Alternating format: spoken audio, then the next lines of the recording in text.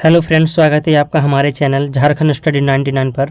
Friends, आज की इस क्लास में हम लोग देखेंगे झारखंड के 50 महत्वपूर्ण जीके जो कि Jharkhand excise constable, Jharkhand police exam, JSSC CGL और जेपीएससी एग्जाम के लिए बहुत ही इंपॉर्टेंट होने वाला आज की क्लास। इससे पहले फ्रेंड्स, आपसे एक रिक्वेस्ट है, अगर आपको हमारा वीडियो पसंद आए तो लाइक ज़रूर कीजिएगा और चैनल पर नए हैं तो सब्सक्राइब जरूर कीजिएगा। हमारा पहला सवाल है कि मुगलों के समय झारखंड प्रदेश किस नाम से जाना जाता था? तो कुकरा के नाम से जाना जाता था। प्रत्येक सवाल को फ्रेंड्स हम 2 बार रिपीट करेंगे ताकि आपको एक ही क्लास में अच्छी तरह से सारे जी के याद हो जाए कि मुगलों के समय झारखंड प्रदेश किस नाम से जाना जाता था? कुकरा के नाम से जाना जाता था। अंग्रेजों का झारखंड में सर्वप्रथम प्रवेश किस क्षेत्र से हुआ था? तो सिंहभूम से हुआ है। अंग्रेजों के समय झारखंड में सर्वप्रथम प्रवेश किस क्षेत्र से हुआ था? सिंहभूम में। भूमिज विद्रोह के नेता कौन थे? तो गंगा नारायण सिंह थे। भूमि विद्रोह के नेता कौन थे? गंगा नारायण सिंह।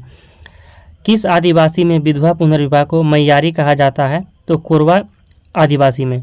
कोरवा आदिवासी में जो है फ्रेंड्स विधवा पुनर्विवाह को मैयारी कहा जाता है। अगला सवाल, घुमकुड़िया का क्या तात्पर्य है? तो युवा गृह है। घुमकुड़िया क्या है? तो यह युवा गृह है। अगला सवाल, निम्नलिखित में से किस पर्व से पहाड़ी खड़िया को आर्थिक स्थिति उजागर होती है? तो फागो। निम्नलिखित में से किस पर्व से पहाड़ी खड़िया की आर्थिक स्थिति उजागर होती है? तो फागो। किन आदिवासियों में निवास स्थान टंडा के नाम से जाना जाता है? तो बिरहोर। किन आदिवासियों में निवास स्थान टंडा के नाम से जाना जाता है? तो बिरहोर। लोहा गलाना किन आदिवासियों का एक पारंपरिक पेशा है? तो असुर का। लोहा गलाना किन आदिवासियों का एक पारंपरिक पेशा है? असुर का। किसे मंदिरों के नगर के रूप में जाना जाता है? तो मलूटी को जाना जाता है। किसे मंदिरों के नगर के रूप में जाना जाता है? मलूटी। अगला सवाल, पालकोट की गुफाएं कहाँ अवस्थित है? तो गुमला में अवस्थित है। पालकोट की गुफाएं कहाँ अवस्थित है? गुमला में। छोटानागपुर काश्तकारी अधिनियम की कौन सी धारा भूमि के उपयोग के संबंध में अधिभोगी रैयत के अधिकार के बारे में प्रावधान करती है? तो धारा 21। छोटानागपुर काश्तकारी अधिनियम की कौन सी धारा भूमि के उपयोग के संबंध में अधिभोगी रैयत के अधिकार के बारे में प्रावधान करती है? धारा 21। छोटानागपुर काश्तकारी अधिनियम के अंतर्गत सर्वेक्षण करने और अधिकार अभिलेख तैयार करने का आदेश देने की शक्ति किस में है? तो राज्य सरकार में है। छोटानागपुर काश्तकारी अधिनियम के अंतर्गत सर्वेक्षण करने और अधिकार अभिलेख तैयार करने के आदेश देने की शक्ति किस में है? तो राज्य सरकार में है। झारखंड क्रिकेट एसोसिएशन की ओर से अंतर्राष्ट्रीय क्रिकेट स्टेडियम का निर्माण कब हुआ था? तो 2013 में। झारखंड क्रिकेट एसोसिएशन की ओर से अंतर्राष्ट्रीय क्रिकेट स्टेडियम का निर्माण कब हुआ था? 2013 में। छोटानागपुर काश्तकारी अधिनियम किया गया था 11 नवंबर 1960 को। छोटानागपुर काश्तकारी अधिनियम कब पारित किया गया था? कब अधिनियमित किया गया था? 11 नवंबर 1908 को। संथाल परगना काश्तकारी अधिनियम की कौन सी धारा रैयत के अधिकारों के अंतरण का प्रावधान करती है? तो धारा 20। संथाल परगना काश्तकारी अधिनियम की कौन सी धारा रैयत के अधिकारों के अंतरण का प्रावधान करती है? धारा 20। बंजर भूमि की बंदोबस्ती को निरस्त किया जा सकता है यदि उस खेती पर नहीं की जाती है 5 साल तक।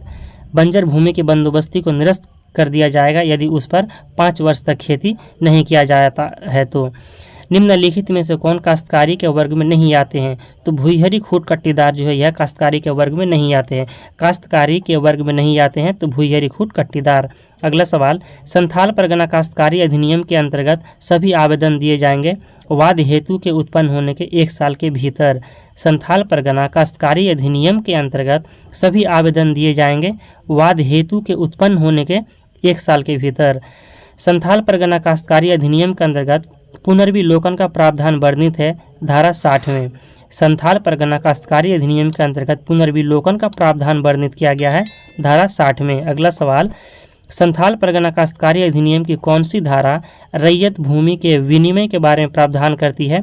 तो धारा 22। संथाल परगना काश्तकारी अधिनियम की कौन सी धारा रैयती भूमि के विनिमय के बारे में प्रावधान करती है? तो धारा 22। झारखंड भाड़ा नियंत्रण अधिनियम 2011 के अंतर्गत सलामी शुल्क या इसी तरह का कोई अन्य राशि भवन के किराए के अतिरिक्त नहीं होगा 1 महीने के किराए से। 1 महीने के किराए से अतिरिक्त नहीं होगा। जोजोहातु जो पश्चिम सिंहभूम में स्थित है किसके लिए प्रसिद्ध है? तो क्रोमाइट के लिए। जोजोहातु कहाँ पर है? तो पश्चिमी सिंहभूम पे स्थित है। जोजोहातु पश्चिमी सिंहभूम में स्थित जगह जो है किस लिए प्रसिद्ध है? क्रोमाइट के लिए। झारखंड में यूरेनियम का भंडार मौजूद है नवा पहाड़, रामडीह और जादूगोड़ा। झारखंड में यूरेनियम का भंडार कहाँ कहाँ मौजूद है? नवा पहाड़, रामडीह और जादूगोड़ा। तो फ्रेंड्स, जादूगोड़ा पे जो यूरेनियम की खान है यह कौन से जिले पे, आपको कमेंट में बताना है कि जादूगोड़ा यूरेनियम की खानें कौन से जिले पे। यह आपके लिए सवाल रहा कि जादूगोड़ा यूरेनियम की खानें किस जिले में स्थित है, आप कमेंट में बताइए। कनहर नदी जो छत्तीसगढ़ से सरगुजा से शुरू होती है झारखंड में गढ़वा जिला के किस ब्लॉक से प्रवेश करती है? तो भंडरिया। कन्हर नदी जो छत्तीसगढ़ के सरगुजा से शुरू होती है झारखंड में गढ़वा जिले के किस ब्लॉक से प्रवेश करती है? तो भंडरिया।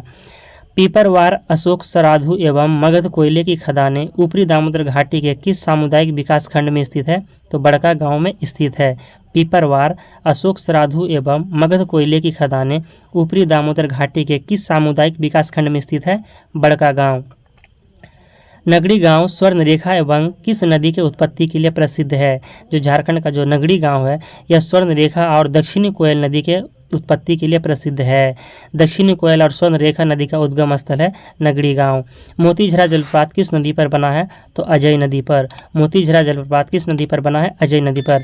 और मोतीझरा जलप्रपात किस जिले पे है? कमेंट में बताना है आपको कि मोतीझरा जलप्रपात है मोती झरना यह किस जिले पे अवस्थित है। भारत राज्य वन रिपोर्ट 2019 के अनुसार झारखंड में कुल वन आवरण क्षेत्र है 29.62%। भारत राज्य वन रिपोर्ट 2019 के अनुसार झारखंड में कुल वन आवरण क्षेत्र है 29.62%। 2019 के आंकड़ों के अनुसार झारखंड में प्रति व्यक्ति वन एवं वृक्ष है 0.08 हेक्टेयर। 2019 के आंकड़ों के अनुसार झारखंड में प्रति व्यक्ति वन एवं वृक्ष है 0.08 हेक्टेयर। झारखंड के किस सैक्चुअरी का क्षेत्रफल सर्वाधिक है? तो पलामू सैक्चुअरी। झारखंड के किस सैक्चुअरी का क्षेत्रफल सर्वाधिक है? पलामू सैक्चुअरी। झारखंड में बहिर्जात या बाह्य स्थान संरक्षण का उदाहरण है बिरसा मुंडा जैव पार्क। बिरसा मुंडा जैव पार्क जो है बहिर्जात या बाह्य स्थान संरक्षण का उदाहरण है। देश के कुल खनिज का झारखंड में पाया जाता है 40%। देश के कुल खनिज का झारखंड में कितना प्रतिशत पाया जाता है? 40%। झारखंड में औद्योगिकीकरण सुनिश्चित करने के लिए सरकार ने कुल कितनी नीतियां बनाई है? तो 16 नीतियां बनाई है।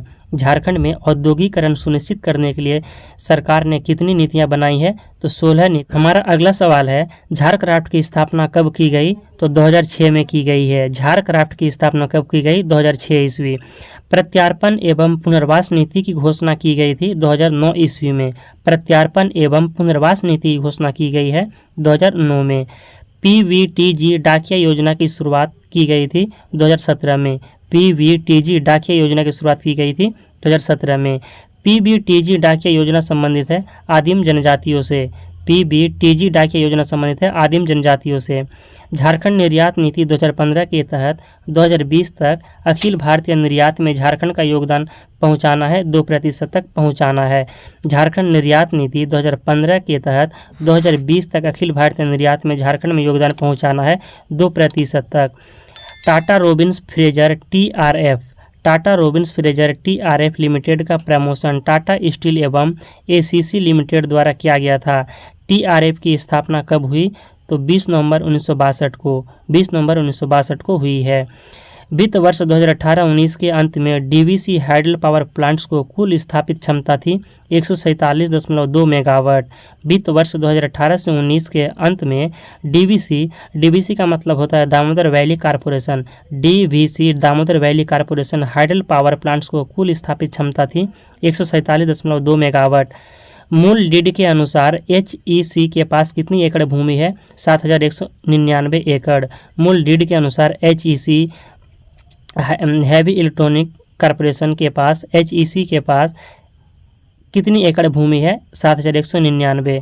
झारखंड टेक्सटाइल परिधान एवं फुटवियर नीति कब बनाई गई थी? 2016 पे।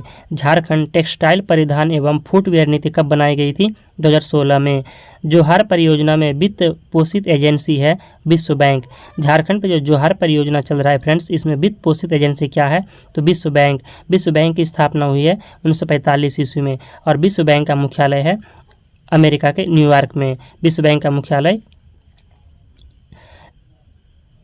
जौहर परियोजना वित्त पोषित एजेंसी है विश्व बैंक की स्थापना कब हुई है? 1945 में। पीवीटीजी डाकिया योजना कब शुरू की गई? 2017 में। पीवीटीजी डाकिया योजना 2017 में।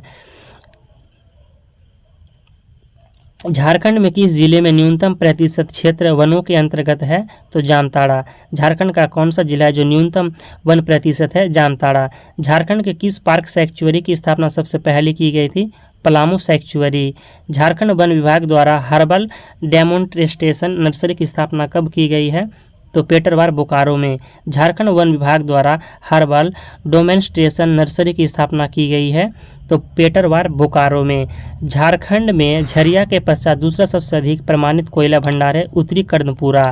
झारखंड में झरिया के पश्चात दूसरा सबसे अधिक प्रमाणित कोयला भंडार है उत्तरी कर्णपुरा। झारखंड में खेती योग्य बंजर भूमि का प्रतिशत है 4.2%। झारखंड में जो खेती का ये जो बंजर भूमि का प्रतिशत है 4.2%।